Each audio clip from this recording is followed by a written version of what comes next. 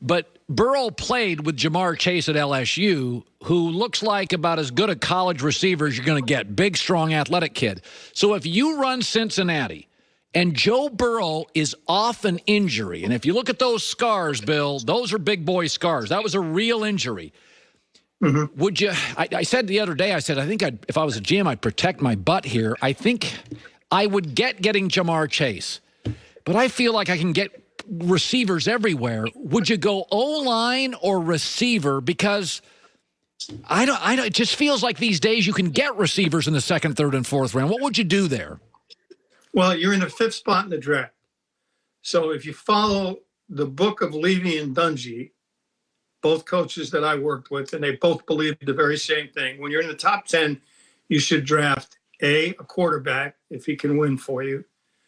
B, a player who touches the ball and scores touchdowns, a running back, a wide receiver, a tight end if he's special.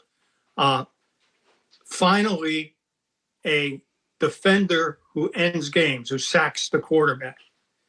So if you don't have any of those, the next most important position is left tackle. So now do you have a bona fide left tackle who you can plug in and play and say, this guy is going to play for the next 10 years.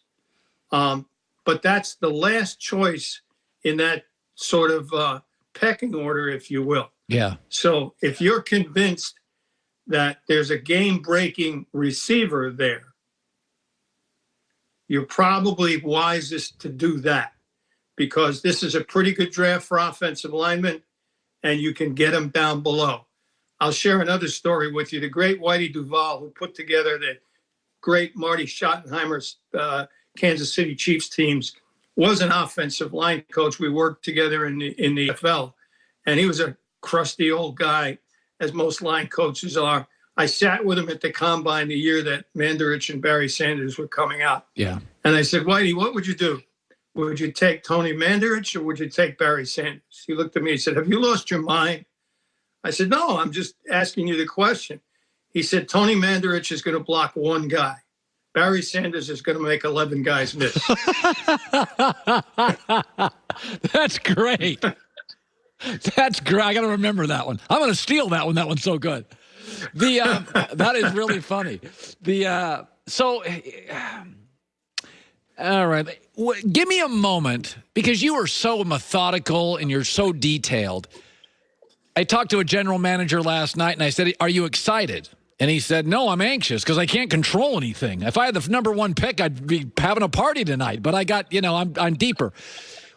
Did you ever, what was your mental state before a draft as somebody as well thought out and planned as you, knowing you can't control 3 or 4 picks in front of you? No, well, you have to be ready to react. So when you're from, let's say, 15 or so on down, you absolutely have to be ready to react. You have to expect that something crazy is going to happen. You have to be able to react to it. You have to analyze it. You have to be on your toes. So there was not a lot of idle chatter.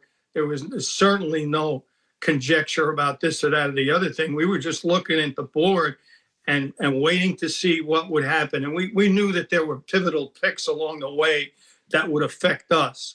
So we were prepared to do something if something happened. Best story of all is the year Shane Colin came out. We traded down from 3 to 7. We were sure we were going to get him at 7. We were sitting in the draft room, and we find out that the Cleveland Browns have jumped over us to 5. And Ralph Wilson, our owner at the Buffalo Bills, was furious. He said to me, did you know anything about this? Did you know this was going to happen? I said, Mr. Wilson, I haven't a clue. I'm as astounded as you are. I hadn't heard a word about it. And I started to pace and pray. And as it turned out, Cleveland took Mike Junkin, I believe, and Shane Conlon was there for us. But we were caught flat-footed, and it will happen. And I learned a lesson from that. You can be caught flat-footed, and you probably will, but be prepared to react when it happens. Oh, boy. Well, good news, Cleveland took the wrong guy. So that they moved over, yeah. They took the wrong guy. Mr. Wilson said to me, sometimes it's better to be lucky than good. So inside football, look at these quarterback prospects. It does, Bill, and this is speculation, but it does look like we got 3 or 4 really special kids. And there is speculation, if you look at the board next year, it's not a great quarterback class. Now, did you ever look at it that way, that some years it was a great corner draft and you needed one, and next year wasn't? Did you look a year or two ahead in drafts? Yeah, we did, but it didn't really make a big difference because somebody always crops up. Norm Pollan, who was my boss in Buffalo when I first got there, used to say, somebody's got to play. So you recognize that there'll be players coming to the fore every year. Concentrate on the thing you're doing now. If you had a paucity in one draft, like there's a real paucity of defensive linemen in this draft, you can be sure the wheel will turn, and next year there will be more of them. That's a cycle that repeats itself. So you have a history. You were great with your first 2 picks. You just hit them, and then, by the way, even guys like Pete Carroll have had struggles in the first round. You tell me, why did you have such great success in the first round? And by the way, you didn't always have great first-round picks. You were bottom of the first a lot. Why did you do so well with your first couple of picks? Because we knew exactly what kind of player we were looking for.